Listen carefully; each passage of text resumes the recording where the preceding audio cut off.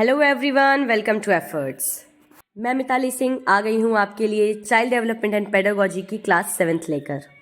अभी तक हमने इसकी 6 क्लासेस पढ़ ली हैं और आज का हमारा टॉपिक है टीचिंग मेथड्स, यानी कि शिक्षण की विधियाँ। सीटेट के बाकी वीडियोस आपको सीटेट की प्लेलिस्ट में मिल जाएंगे चैनल पे, या फिर आप डायरेक्टली इस वीडियो के डिस्क्रिप्शन बॉक्स में जाकर वहाँ से लिंक पे पहुँच सकते हैं। मेरा मतलब लिंक के थ्रू प्लेलिस्ट तक पहुँच सकते हैं। तो चलिए बिना थोड़ा भी टाइम वेस्ट किए हम वीडियो को तुरंत शुरू कर देते हैं। तो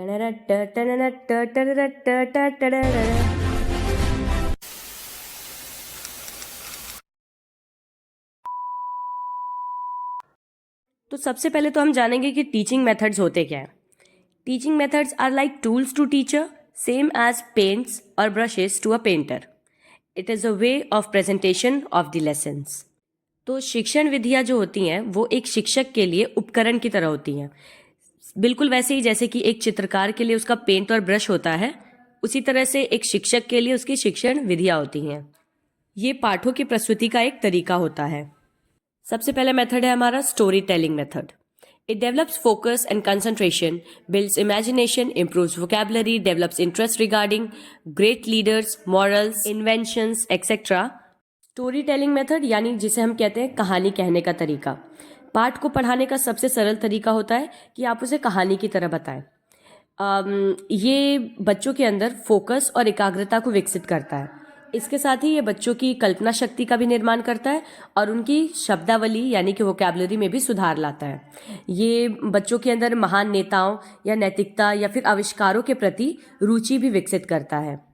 यानी अगर आप बच्चों को चैप्टर रीड करके ट्रांसलेट करने की जगह स्टोरी टेलिंग मेथड से अगर समझाएंगे तो उन्हें ज़्यादा अच्छी तरह से याद होगा और प्लस उनका इंटरेस्ट भी उसमें डेवलप होगा। और इस विधि को सबसे पुरानी विधि कहा जाता है। स्टोरी टेलिंग के बाद है अगला method text book method. In this method, simply the teacher reads, explains, and highlights using textbooks. Children also read books on their own. पाठ्य पुस्तक विधि, इसमें जो शिक्षक होते हैं वो पाठ्य पुस्तकों का उपयोग करके पढ़ाते हैं और बच्चों को समझाते रहते हैं साथ साथ में, और उसके अलावा जो भी इम्पॉर्टेंट पॉइंट्स होते हैं उसको भी हाईलाइट करते जाते हैं। जैसा कि कॉमन हम टीचिंग में देखते हैं, ये काफ़ी कॉमन मेथड है टीचिंग का, और टीचर्स के अलावा बच्चे खुद से भी इन किताबों को पढ़ते हैं। नेक्स्ट है lecture method. It is also called chalk and talk method and traditional method. Very important line, आपको डायरेक्टली ये वर्ड टू वर्ड पूछा जा सकता है कि which method is also known as chalk and talk या फिर traditional method of teaching. It exist from Vedic time, यानी जब गुरुकुल चला करते थे वैदिक पीरियड के टाइम से ही ये लेक्चर मेथड काफ़ी ज़्यादा प्रोमिनेंट है। Lecture should be systematic, logical and impressive. It can reach to large audience and it is cheap. This method is having some demerits also, like it is boring, tiresome, and only teacher is involved, and it is against learning by doing. जिन words को मैंने highlight किया उन पे ज़रूर ध्यान दीजिएगा आप। तो लेक्चर मेथड को हिंदी में कहते हैं व्याख्यान विधि, इसे चौक और टॉक विधि भी कहा जाता है और इसके अलावा इसे पारंपरिक विधि भी कहते हैं क्योंकि ये वैदिक काल से ही विद्यमान है। तो लेक्चर यानी कि व्याख्यान को हमेशा व्यवस्थित, तार्किक और प्रभावशाली होना चाहिए। यानी जब आप लेक्चर प्रिपेयर कर रहे हो तो आपके माइंड में पूरा मैप रेडी होना चाहिए सिस्टमैटिक तरीके से कि आपको लेक्चर में किन किन पॉइंट्स को कवर करना है। और ये बड़े दर्शकों तक पहुंचने का एक काफ़ी आसान और सस्ता तरीका है, यानी आप लेक्चर मेथड के थ्रू काफ़ी सारी ऑडियंस तक रीच कर सकते हैं। इस विधि के कुछ अवगुण यानी कि डिमेरिट्स भी हैं, जैसे कि ये काफ़ी उबाऊ होता है, यानी कई बार अगर आपका लेक्चर इंटरेस्टिंग ना हो तो बच्चे बोर हो जाते हैं। थकाऊ होता है, इसके अलावा इसमें केवल शिक्षक ही शामिल होते हैं और ये करके सीखने वाली जो पद्धति है हमारी उसके विरुद्ध है। यूजुअली ऐसा माना जाता है कि बच्चों को करके सीखना चाहिए, यानी लर्निंग बाय डूइंग, तो ये उसके बिल्कुल अपोज है। फोर्थ मेथड है demonstration method. Teaching by showing models, videos, pictures etcetera.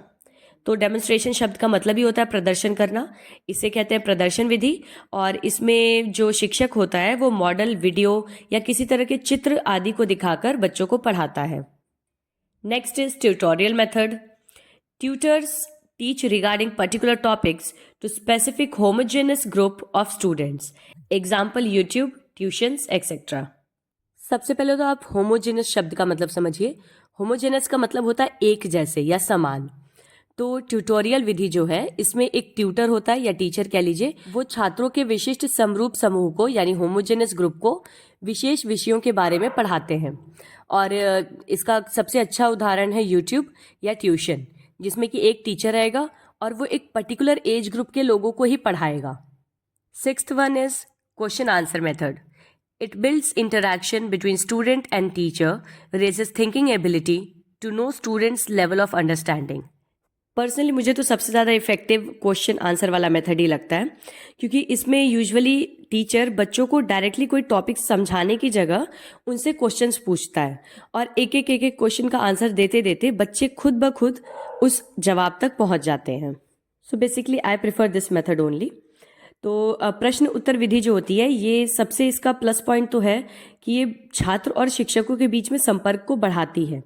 जहाँ एक तरफ लेक्चर मेथड हो गया, स्टोरी टेलिंग मेथड हो गया, ये सब वन साइडेड होते हैं, वहीं दूसरी तरफ ये जो क्वेश्चन आंसर मेथड है, इसमें बच्चे और जो टीचर है दोनों इन्वॉल्व रहते हैं. इसके साथ ही ये बच्चों के सोचने की क्षमता को भी बढ़ाता है, क्योंकि बच्चों को सारे आंसर टीचर्स नहीं दे रहे होते, बच्चे खुद ब खुद अपने आंसर्स के थ्रू ही अपने डाउट्स को क्लियर करते जाते हैं. और ये विधि विद्यार्थियों की समझ का स्तर जानने के लिए भी बहुत ही कारगर है. मतलब अगर आपको जानना हो कि बच्चों का अंडरस्टैंडिंग कितने लेवल तक का है, तो उसके लिए भी क्वेश्चन आंसर मेथड सबसे इफेक्टिव होता है. सेवेंथ है discussion method. Both teacher and students are involved. Children become able to face the crowd. They learn leadership, expressing themself, becomes tolerant. Tolerant का मतलब क्या है? Listening to others views also. यानी जब आप दूसरों की बातों को सुनने और समझने की क्षमता डेवलप करते हैं, तो उसी को टॉलरेंस कहा जाता है. कुछ लोग होते हैं ना कि दूसरों का पॉइंट ऑफ व्यू सुनते ही चिड़चिड़ा जाते हैं या इरिटेट हो जाते हैं. तो चर्चा विधि बच्चों के अंदर दूसरों को सुनने की भी क्षमता विकसित करती है.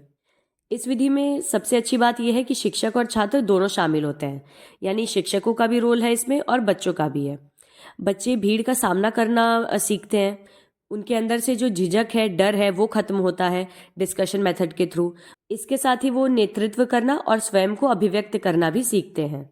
और ये विधि बच्चों को सहिष्णु बनाती है, यानी दूसरों के विचारों को सुनने और उनको समझने की क्षमता भी उनके अंदर विकसित करती है.